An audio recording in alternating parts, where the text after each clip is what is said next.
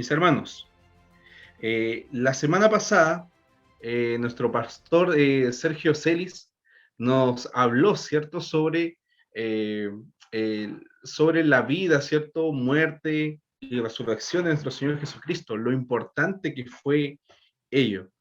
Hoy, mis queridos hermanos, vamos a hacer nuestra esa realidad para nosotros. Cómo nosotros los cristianos debemos vivir y experimentar la salvación que tiene Dios con nosotros. Mis queridos hermanos, vamos a Romanos capítulo 8, versículo 9. Por favor, acompáñenme y necesito un voluntario. Por favor. No los veo a todos, pero me gustaría ahí que pueda prender su micrófono y me pueda leer el texto. Romanos capítulo 8, versículo 9, por favor. Leo, hermano. Por favor. Romanos 8:9. Pero vosotros no vivís según la carne, sino según el Espíritu, si es que el Espíritu de Dios está en vosotros.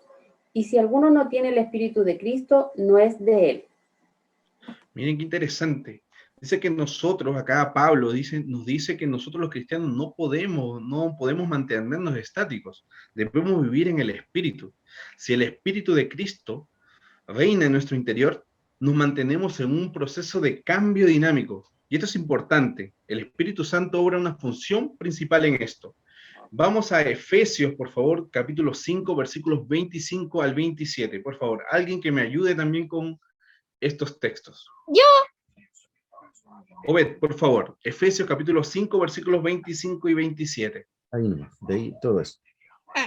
Maridos, amad a vuestras mujeres, así como Cristo amó a la iglesia y se entregó a sí mismo por ella. Para santificarla, habiéndola purificado en el lavamiento del agua por la palabra, a fin de presentársela a sí mismo una iglesia gloriosa, que no tuviese mancha ni arruga ni cosa semejante, sino que fuese santa y sin mancha. Interesante, mis queridos hermanos. Acá habla, ¿cierto?, de que Cristo ama a su iglesia y se entregó por ella misma, para santificarla, ¿cierto? Y es interesante esto, mis hermanos, porque este versículo muestra el sueño de Dios, cómo quiere que su iglesia esté.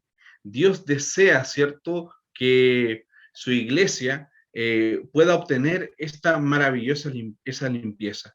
Bajo este blanco, mis hermanos, también podemos buscar en 2 Corintios 4:16. Por favor, ¿quién me ayuda con 2 Corintios 4:16? Yo. Por favor. Por tanto, no nos desanimamos, al contrario, aunque por fuera nos vamos desgastando, por dentro nos vamos renovando día tras día.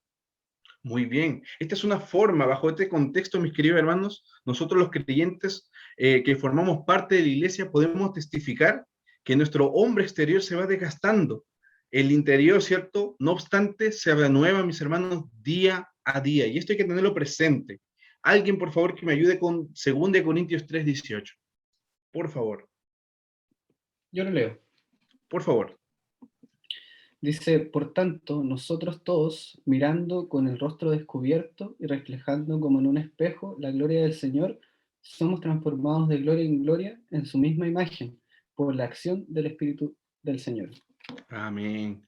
Hermanos queridos, ¿cierto? Somos transformados de gloria en gloria, ¿cierto? Este proceso, ¿cierto? Esta experiencia que nosotros vamos a estudiar hoy día es una experiencia continua.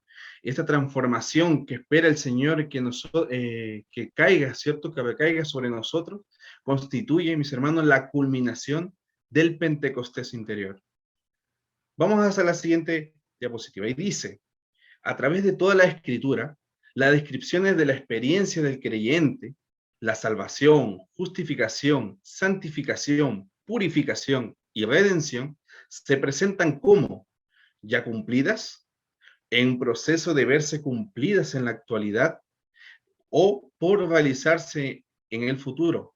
Bajo este contexto, mis queridos amigos, podemos decir que la experiencia de la salvación, ¿cierto? Se puede dimensionar en el pasado, en el presente y en el futuro del creyente. Y vamos a estudiar en esta presentación estos aspectos importantes.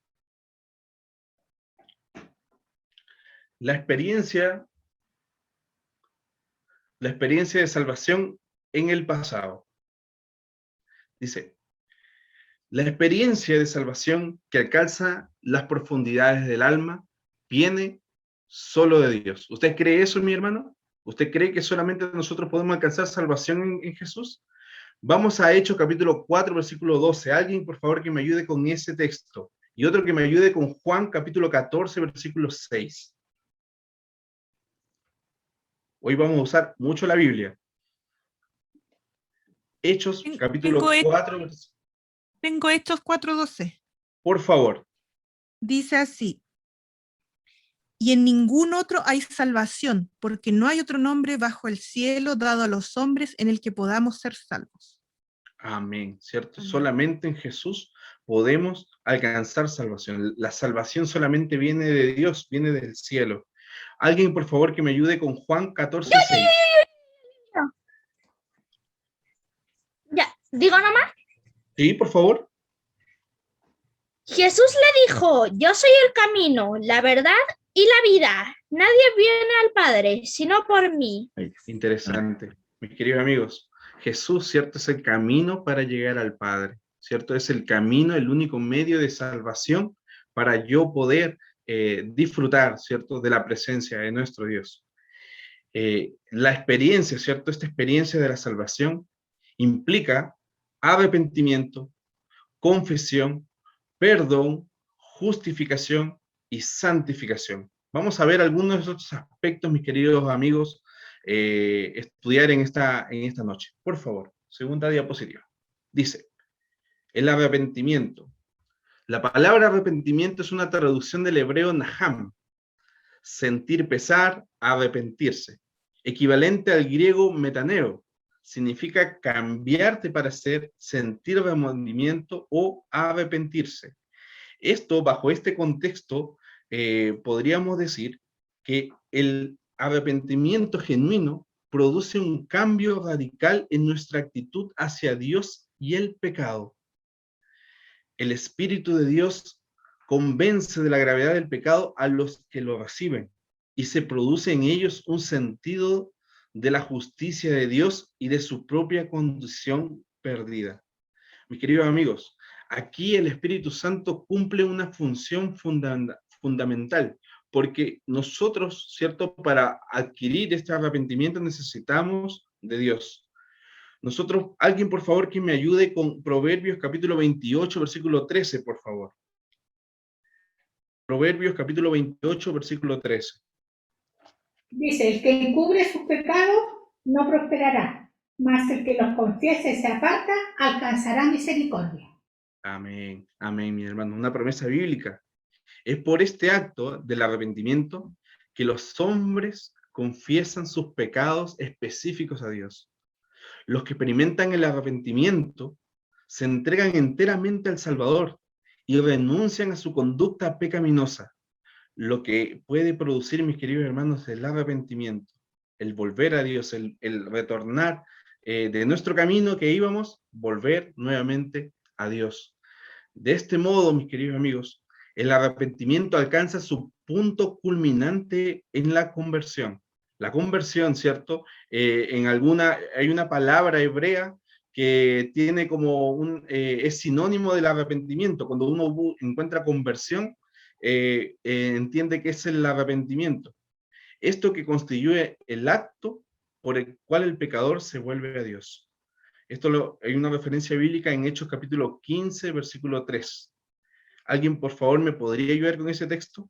Ellos, pues, habiendo sido encaminados por la iglesia, pasaron por Fenicia y Samaria, contando la conversión de los gentiles, y causaban gran gozo a todos los hermanos.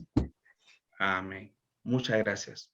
Y vamos a ver un ejemplo bíblico del arrepentimiento. Y miren lo que dice el Salmo 51, el versículo 3, el 1 y el 10. Dice, reconozco mis rebeliones, y mi pecado está siempre delante de mí.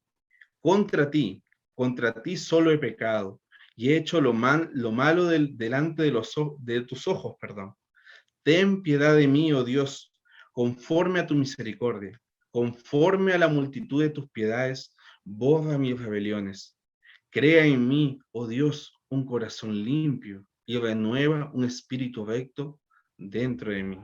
Este es un ejemplo bíblico del arrepentimiento. Esto lo escribió, ¿cierto?, el salmista en un contexto de adulterio, ¿cierto?, y asesinatos. Ustedes ya, yo creo que se imaginan la historia. Aquí el salmista, mis queridos amigos, nos muestra de cómo la experiencia del arrepentimiento prepara el camino para obtener victoria sobre el pecado. Bajo la convicción del Espíritu Santo, este hombre despreció su pecado y se lamentó de él, rogando que se le concediera pureza. El Espíritu Santo, mis queridos amigos, quiero resaltar esto, es fundamental en esto. La experiencia posterior, ¿cierto?, de David demuestra que la misericordia de Dios no solo provee el perdón del pecado, sino que rescata de sus garras al pecador. Y gloria a Dios por ello. El arrepentimiento precede al perdón, pero el pecador, mis queridos amigos, no puede por su arrepentimiento hacerse digno de obtener la bendición de Dios.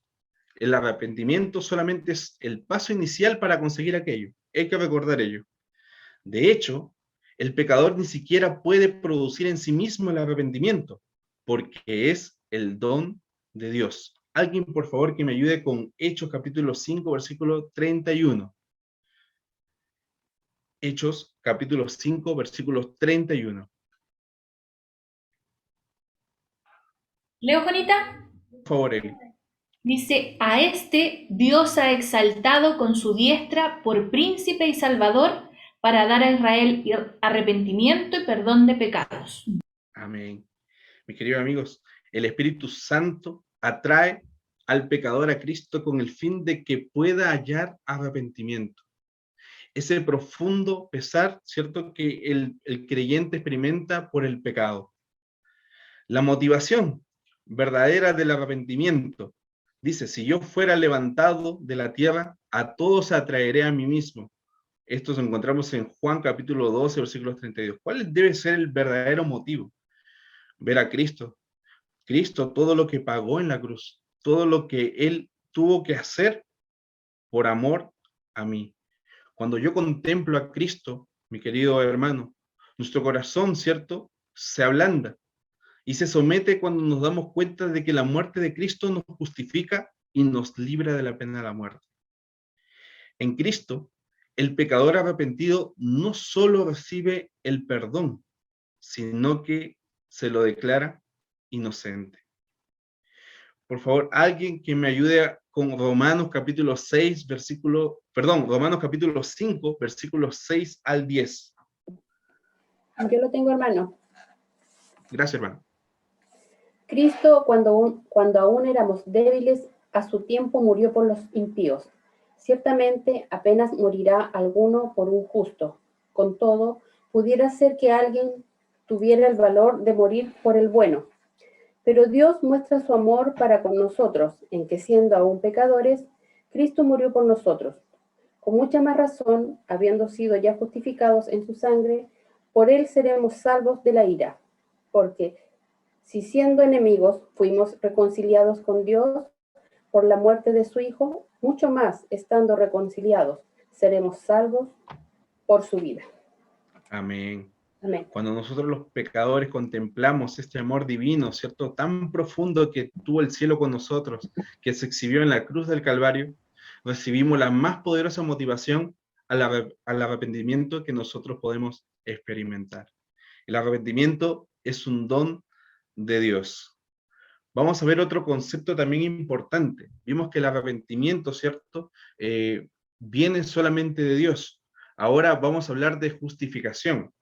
El término justificación es una traducción del griego diacoima, que significa requisito recto, acta, reglamentación, sentencia judicial, acto judicial. Si se dan cuenta, esta terminología ya habla de aspectos judiciales, de juicio. El verbo diacaio, que está relacionado y que significa ser pronunciado recto y tratado como tal, ser absuelto, ser justificado, recibir la libertad, ser hecho puro, justificar, vindicar, hacer justicia, provee una comprensión adicional del significado de este término.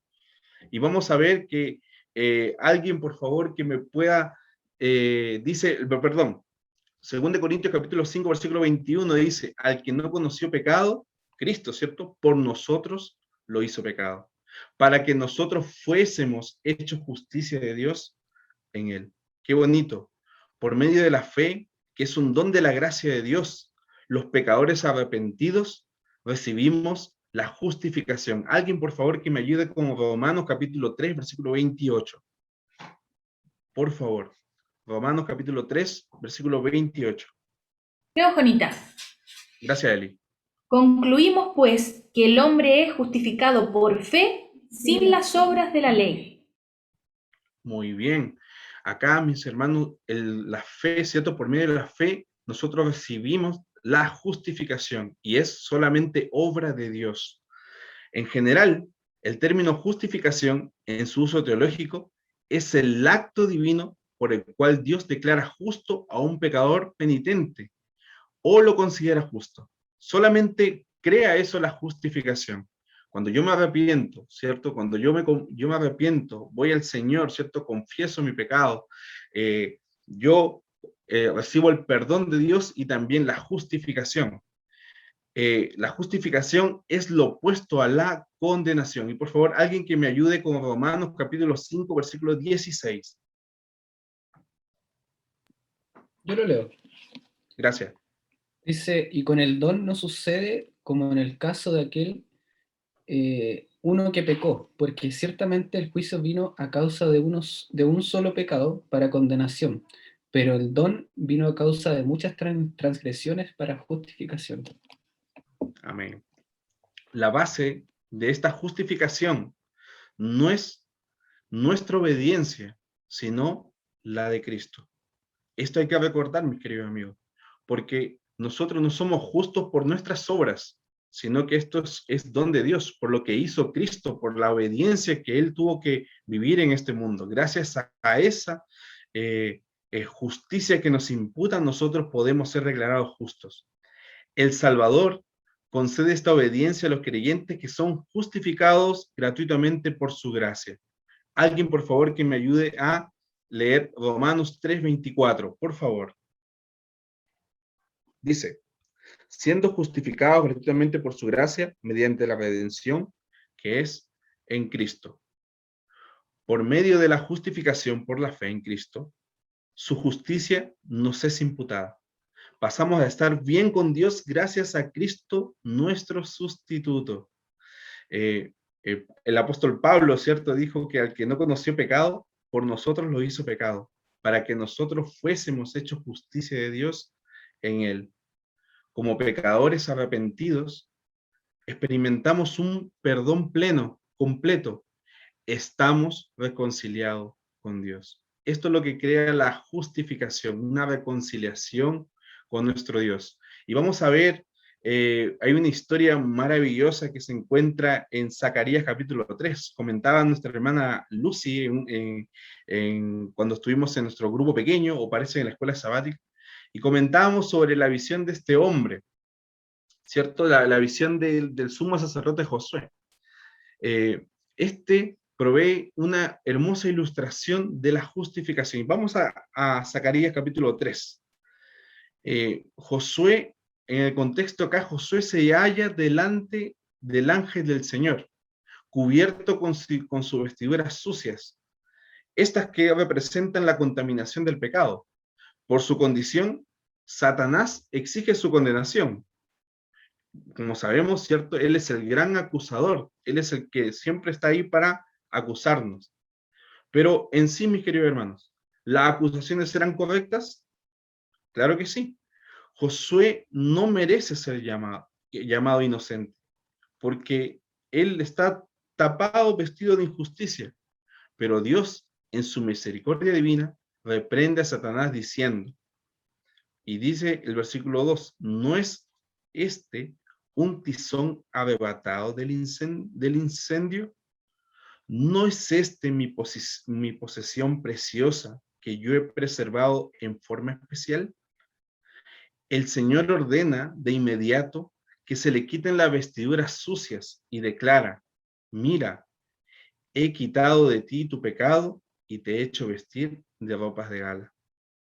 Nuestro Dios, amante y misericordioso, nosotros creemos eso. Él echa al lado las acusaciones que Satanás siempre están como al acecho. Siempre Satanás está como dispuesto a acusarnos por nuestras faltas. Pero cuando nosotros vamos a Dios, ¿cierto? Él justifica al tembloroso pecador, cubriéndolo con el manto de la justicia de Cristo. Así como las vestiduras, ¿cierto?, viles de Josué, que representaban el pecado, las nuevas vestiduras representan la nueva experiencia del creyente en Cristo Jesús. En el proceso de la justificación, mis hermanos, los pecados han sido confesados y perdonados y se transfieren al puro y santo Hijo de Dios, al Cordero portador del pecado. El creyente arrepentido y carente de méritos, sin embargo, es vestido con la injusticia imputada de Cristo. Este intercambio, mis queridos hermanos, de vestiduras, es esta transacción también divina y salvadora, es la doctrina bíblica de la justificación. El creyente justificado ha experimentado el perdón y ha sido purificado de sus pecados. Gloria a Dios, mis queridos hermanos. También es importante entender que hay otro concepto también que nosotros tenemos que entender, que hay algunos resultados cuando nosotros recibimos la justificación y también practicamos el arrepentimiento. Estos resultados son traducidos en la santificación, en la adopción en la familia de Dios, la seguridad de salvación, comienzo de una nueva vida y victoriosa, y el don de la vida eterna. Vamos a estudiar un poquito de la santificación. La palabra santificación es una traducción del griego agiasmos, que significa santidad, consagración, santificación, derivado de agiaso, hacer santo, consagrar, santificar, colocar aparte, y equivale del hebreo kadash, aparte, apartar del uso común. Y la santificación tiene 3 fases, y esta la presenta la Biblia de la siguiente manera, que en primer lugar, la santificación es un acto cumplido en el pasado del creyente. Para adelantarles un poquito, nosotros cuando recibimos la justificación, también recibimos la santificación, somos declarados santos también. También es un proceso en la experiencia presente del creyente. A veces nosotros decimos que ya yo soy, cuando recibo la justificación, solamente también la santificación y está, nada más, no tengo que hacer nada más. No, es un proceso que el creyente tiene que vivir día a día.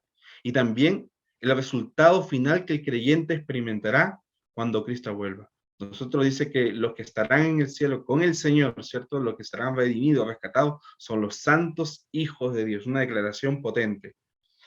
El verdadero arrepentimiento y justificación conducen a la santificación. Y esto hay que tenerlo presente. El arrepentimiento y justificación conducen a la santificación.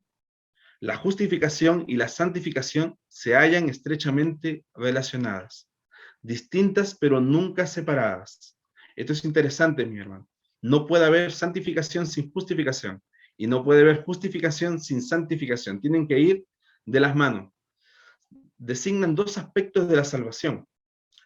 La justificación es lo que Dios hace por nosotros, mientras que la santificación es lo que Dios hace en nosotros. Ni la justificación ni la santificación son el resultado de obras meritorias. Ambas se deben únicamente a la gracia y justicia de Cristo. Yo recibo la santificación gracias a Jesús. Es un don del cielo. Todas estas cosas que estamos estudiando, el arrepentimiento, ¿cierto? La conversión, la justificación, la santificación, todo eso viene de Dios. La justicia, y aquí hay una cita de Ellen White, y dice: la justicia por la cual somos justificados es imputada. La justicia por la cual somos santificados es impartida. La primera en nuestro título al cielo y la segunda en nuestra idoneidad para el cielo. Con referencia al pasado del pecador, en el momento de la justificación, el creyente es también santificado. Alguien, por favor, que me ayude con 1 Corintios 6:11. Por favor. Yo lo tengo. Gracias, Nelly. Dice, y esto erais algunos, mas ya habéis sido lavados, ya habéis sido santificados, ya habéis sido justificados en el nombre del Señor Jesús y por el Espíritu de nuestro Dios. Muy bien. En el nombre del Señor Jesús y por el Espíritu de nuestro Dios, el individuo se convierte en un santo.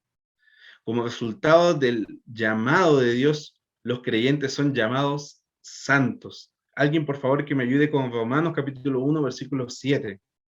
¿Lo leo, Juanita? Por favor. A todos los que estáis en Roma, amados de Dios, llamados a ser santos, gracia y paz a vosotros del Dios, nuestro Padre y del Señor Jesucristo.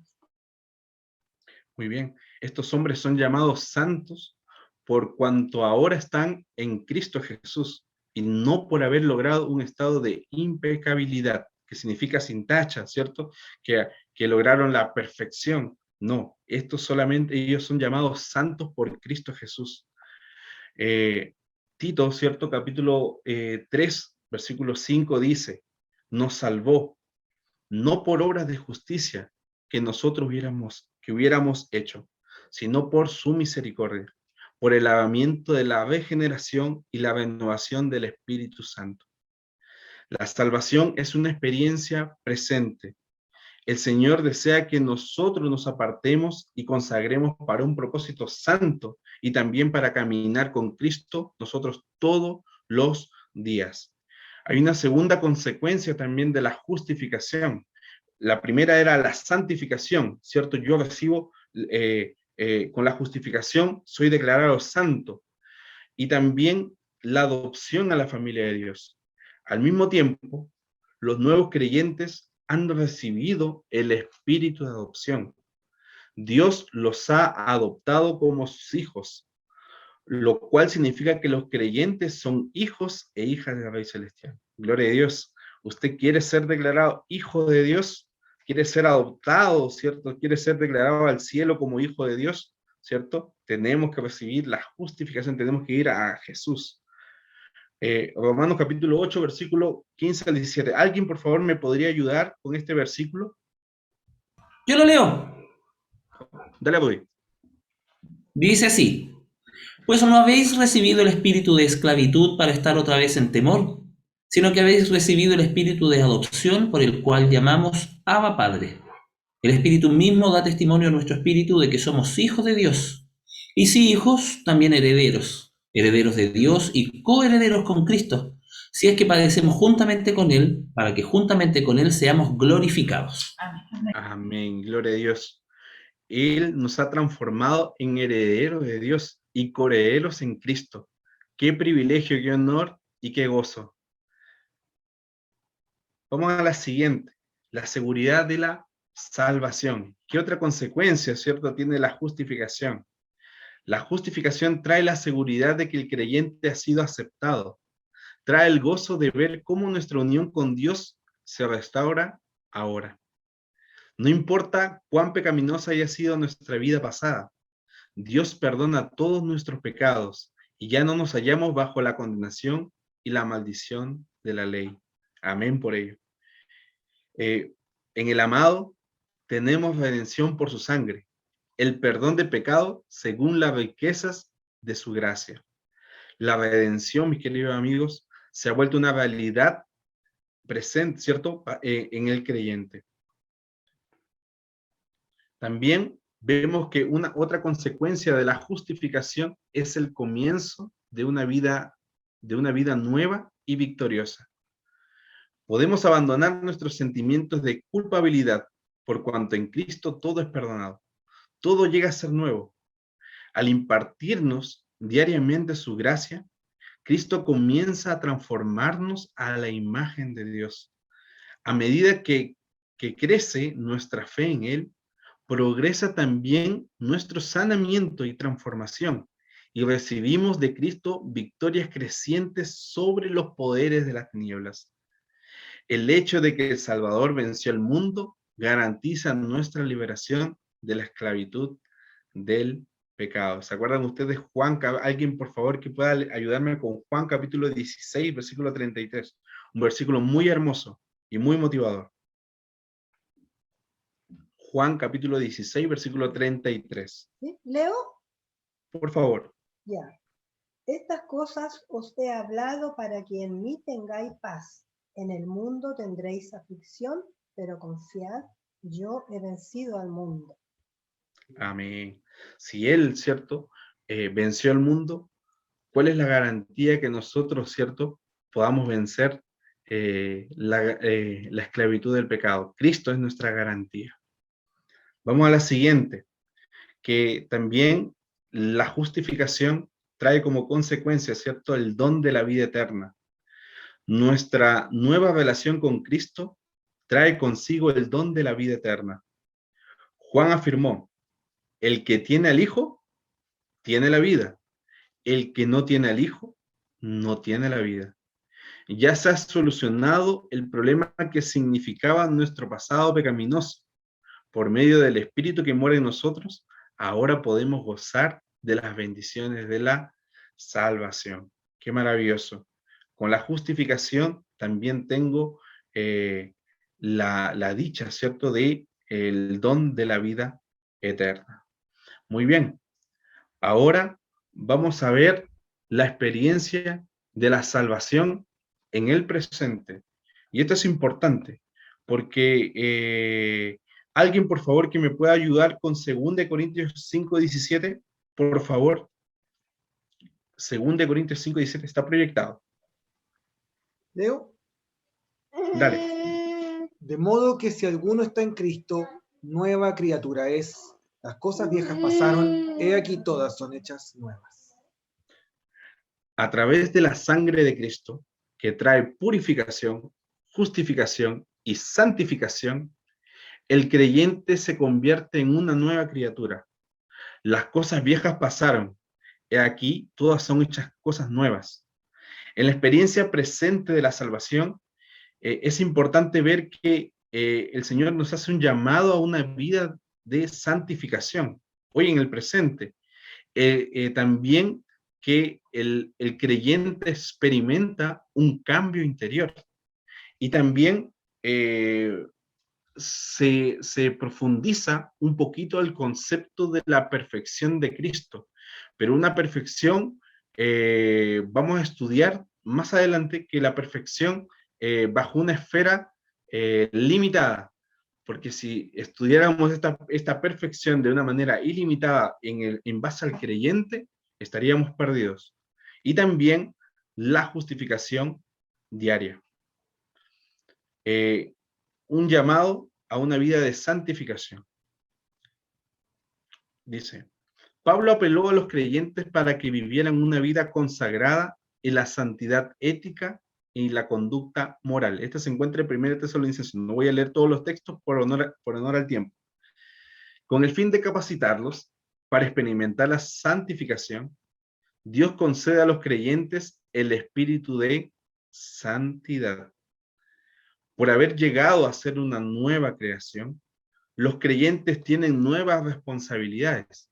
Y estas nuevas responsabilidades del creyente, ¿cierto?, que experimenta, ¿cierto?, esta santificación, es que este creyente sirve a la justicia.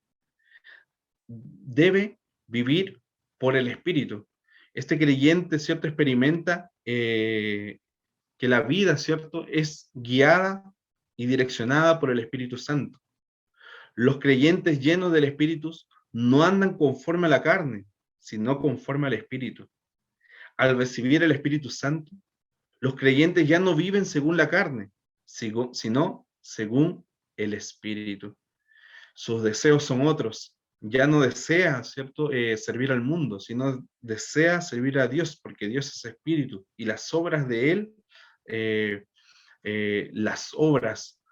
son maravillosas para nosotros. El propósito más elevado de la vida llena del Espíritu es el agradar a Dios. Y esto es importante, que una vida santificada nos lleva a agradar siempre a Dios. Muy bien. También podemos ver el cambio interior. En caso de la segunda venida de Cristo, seremos transformados físicamente. Este cuerpo mortal, corruptible, se revestirá de inmortalidad. Sin embargo, nuestros caracteres deben ser transformados en preparación para la segunda venida.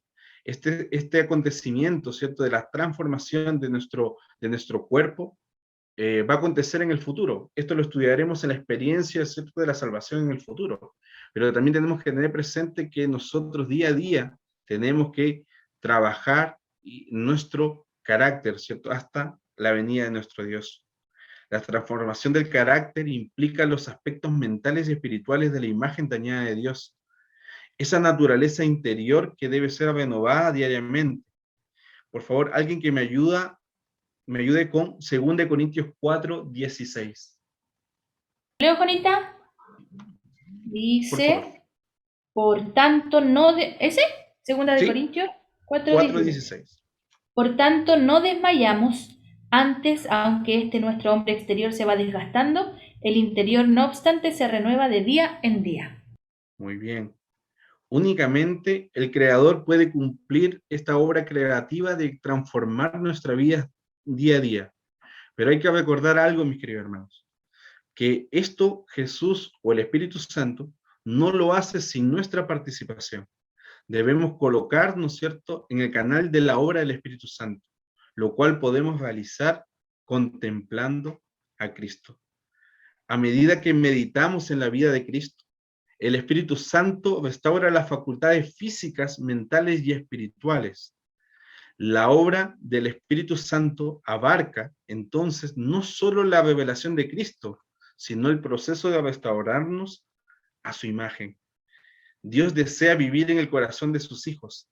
El apóstol Juan dice, el que guarda sus mandamientos permanece en Dios y Dios en él. Es esta, mis queridos hermanos, esta realidad lo que permitió al apóstol Pablo decir, ya no vivo yo, Cristo vive en mí, porque él sabía que su vida no estaba guiada por sus deseos, sino por los deseos de Cristo. La presencia interior del Creador en la vida del creyente revive diariamente al creyente interiormente, renovando sus mentes y así poder realizar su voluntad todos los días. Vamos a ver otro concepto también interesante de esto, que es la perfección. Vamos a pasar a la siguiente. En el Antiguo Testamento se usa este término de perfección con mucha referencia a los seres humanos, pero este tiene un sentido muy relativo. A Noé, a Abraham y a Job se lo describe como perfectos, intachables. Muchos de ustedes han estudiado las historias bíblicas y han visto que a ellos se les dice perfectos, pero a pesar de ello, tenían imperfecciones.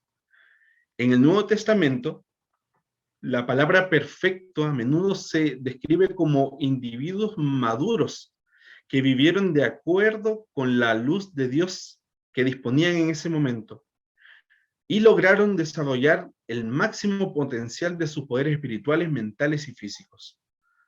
Los creyentes deben ser perfectos en su esfera limitada, declaró esto Cristo, así como Dios es perfecto en su esfera infinita y absoluta.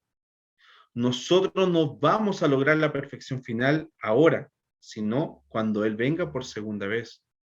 A la vista de Dios, un individuo perfecto es aquel cuyo corazón y vida se han rendido completamente a la adoración y al servicio de Dios, creciendo constantemente en el crecimiento y el conocimiento de lo divino, y que por la gracia de Dios vive en armonía con toda la luz que ha recibido, regocijándose al mismo tiempo de una vida en victoria. ¿Cómo nosotros podemos llegar a ser perfectos?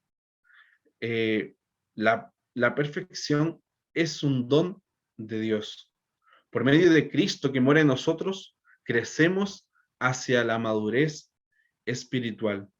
Por medio de los dones que Dios nos ha concedido a la iglesia, podemos desarrollar nuestra madurez espiritual hasta que todos lleguemos a la unidad de fe, a un varón perfecto, a la medida de la estatura de la plenitud de Cristo, como dice Efesios capítulo 4, versículo 13.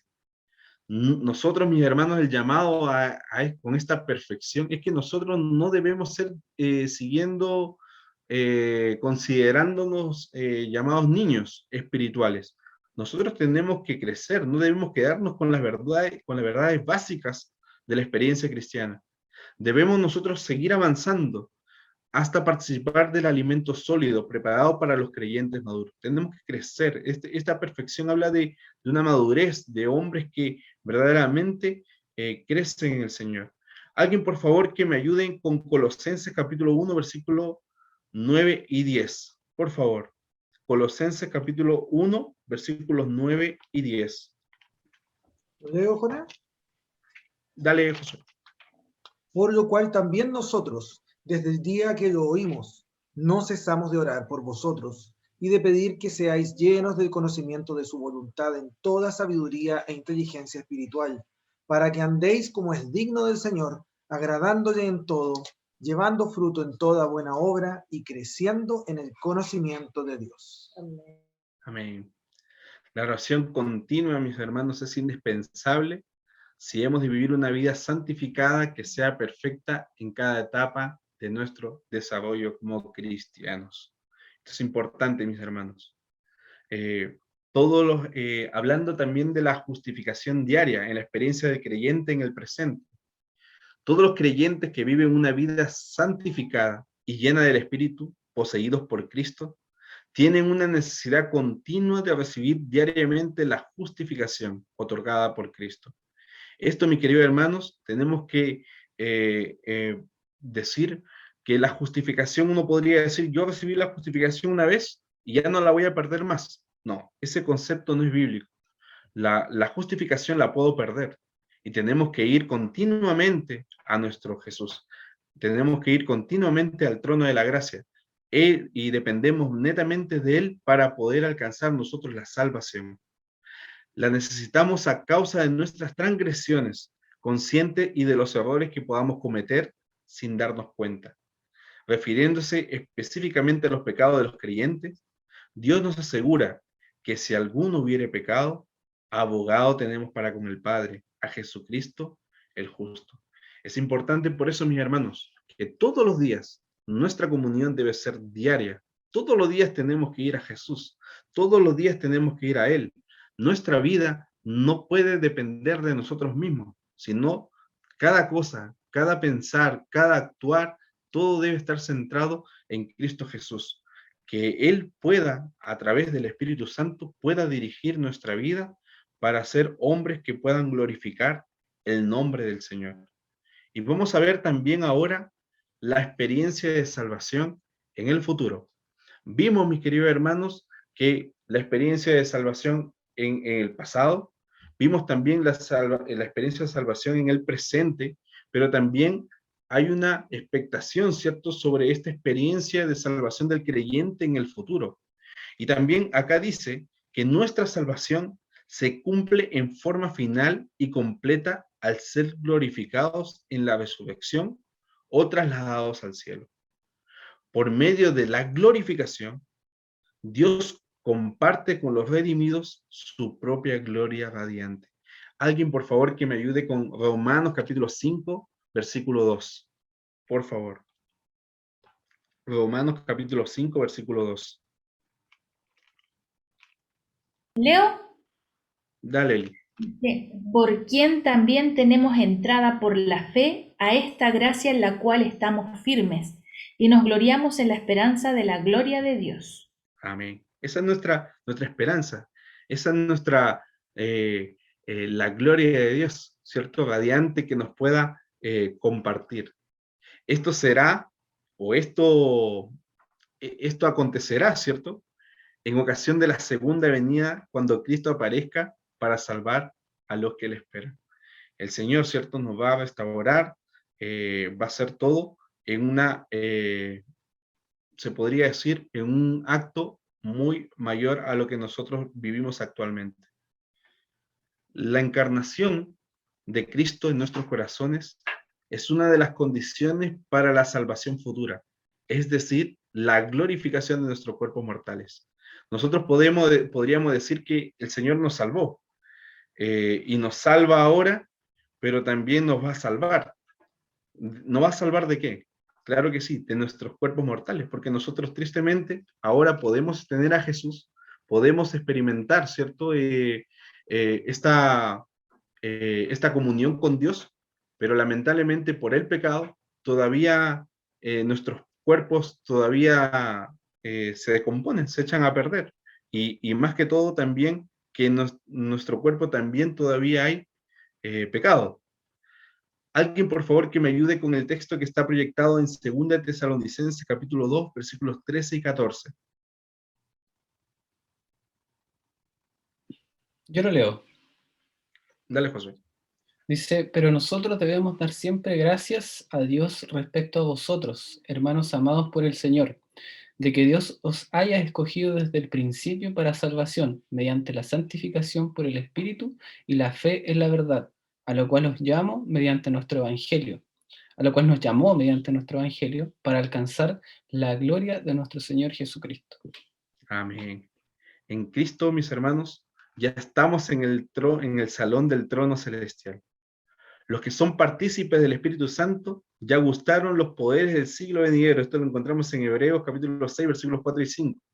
Nosotros, al contemplar, mis hermanos, la gloria del Señor y fijar nuestros ojos en la belleza irresistible del carácter de Cristo, somos transformados de gloria en gloria en la imagen de Cristo. Y vamos siendo preparados hoy, preparados para la transformación que experimentaremos en la segunda venida.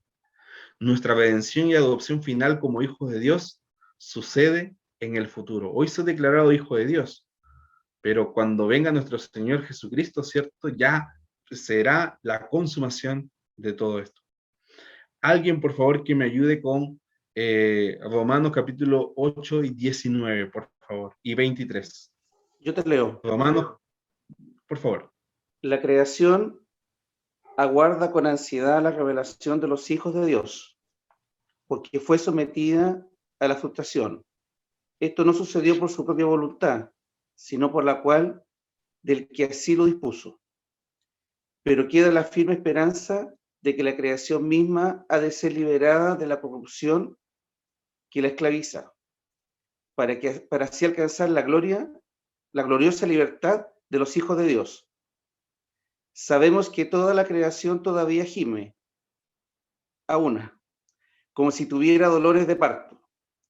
Y no solo ella, sino que también nosotros mismos, que tenemos a las primicias del Espíritu, gemimos interiormente, mientras aguardamos nuestra adopción como hijos, es decir, la redención de nuestro cuerpo. Amén. Amén. Gracias, hermano Juan Carlos. Acá también nosotros podemos ver que el Señor, ¿cierto?, este acontecimiento culminante sucederá en los tiempos de la restauración de todas las cosas. Cristo lo llama la regeneración, y esto está en Mateo capítulo 19, versículo 28, para que lo puedan buscar en sus Biblias. Entonces la creación misma será libertada de la esclavitud de corrupción a la libertad gloriosa de los hijos de Dios. Algunos creen incorrectamente que la perfección máxima que la glorificación producirá ya está disponible para los seres humanos. Mis hermanos, la perfección, ¿cierto? Todavía en su esplendor, se podría decir, todavía no está disponible para el creyente, porque tristemente todavía hay pecado, todavía está presente el acusador, pero va a llegar un momento que el Señor, ¿cierto?, cuando venga por segunda vez, vamos a ser santos para siempre, vamos a ser justos, ser declarados justos por Él, vamos a ser también declarados ante Él perfectos, pero en todas las dimensiones divinas. Alguien, por favor, que me pueda ayudar a leer Filipenses capítulo 3, versículos 12 al 14, por favor. ¿Leo? Por favor, Fran. No que lo haya alcanzado ya, ni que ya sea perfecto, sino que prosigo, por ver si logro hacer aquello para lo cual fui también nacido por Cristo Jesús.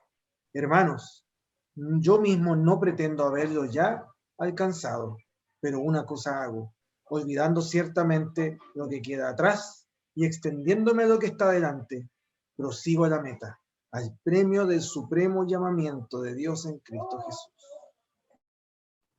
Amén, amén. Gracias, Fran.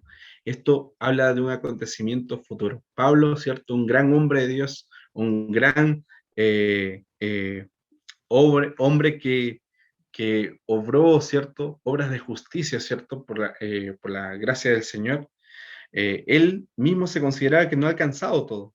Y esto nosotros, mis hermanos, vamos a recibirlo cuando nuestro Señor Jesucristo pueda venir por segunda vez. Qué maravilloso esto, mis hermanos, porque esto habla de que cuando venga el Señor Jesucristo, no solamente los muertos en Cristo resucitarán primero, sino que también van a haber cosas maravillosas con el creyente. Vamos a ver también que la santificación es un proceso que dura toda la vida. La perfección actual es nuestra solo en Cristo, pero la transformación ulterior y abarcante de nuestras vidas conforme a la imagen de Dios sucederá en ocasión de la segunda venida. El apóstol Pablo nos amonesta, así que el que piensa estar firme, mire que no caiga. Y esto es importante, mi hermano, porque nosotros no lo hemos alcanzado todo. Nosotros tenemos que estar firmes y confiando, ¿cierto? Y viviendo una vida, todos los días viviendo una vida plena, para que nosotros un día, cuando nuestro Señor Jesucristo venga, recibamos, ¿cierto?, nuestro galardón. Mientras dure la vida, es preciso resguardar los efectos y las pasiones con un propósito firme. Hay corrupción todavía interna, hay tentaciones externas, y siempre que debe avanzar la obra de Dios, Satanás hará planes para disponer las circunstancias de modo que la tentación sobrevenga con poder aplastante sobre el alma. No podemos, mis hermanos, estar seguros ni siquiera un momento, a menos que dependamos de Dios y nuestra vida esté oculta en Cristo Jesús, como dice en Colosenses capítulo 3, versículos 1 al 4. Nuestra transformación final sucederá cuando recibamos la incorruptibilidad y la inmortalidad, cuando el Espíritu Santo restaure completamente la creación original. ¿Cuántos de ustedes desean esto? ¿Cuántos desean que nuestro Señor Jesucristo ya venga, ¿cierto?, y elimine el mal por completo? Quiero llevarlos a Apocalipsis capítulo 22.